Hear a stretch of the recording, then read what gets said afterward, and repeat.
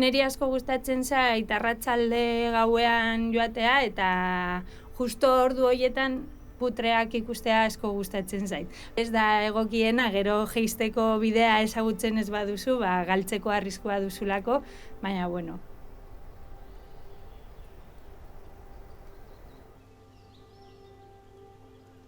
Ni oso mendizalea naiz eta hasi ginen lagunekin lokizera hurbiltzen eta ibilbide txikiak egiten, batez ere hori harri puska handi horiek ezagutzeko, ez?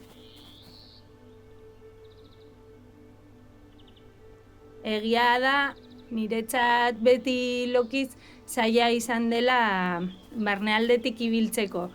Bideak oso gutxi markatuak daude, gero lagun asko ditut inguru horretan bizi direnak, eta orduan haiekin ere aukera izan dut txoko edo leku interesgarri gehiago ezagutzeko.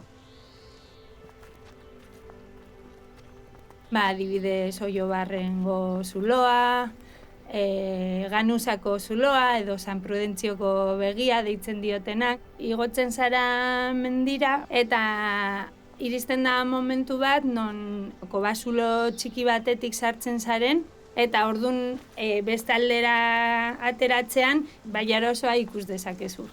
Eta oso bista polita da eta gainera oso argazki farregarriak egiten ditu jendeak saltoka edo justo zuloa harrapatuta eta Baiara guztiarekin.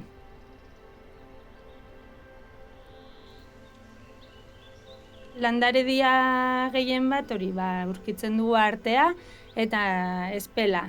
Goroldioa ere, baina bai egia da nahiko lehorra dela.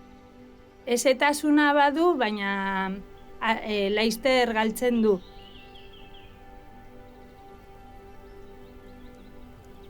Lokiz duena da, deskonexio hori lortzeko edo erraztasun handiagoa duela.